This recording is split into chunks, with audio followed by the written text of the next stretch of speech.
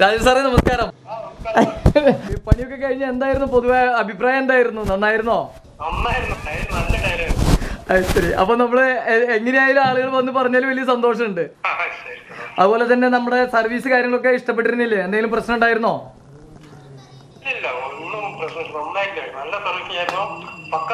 ഞാനപ്പോ അങ്ങനെയാണ് ഈ വീടിന്റെ വീഡിയോയിലേക്ക് കിടക്കട്ടെ.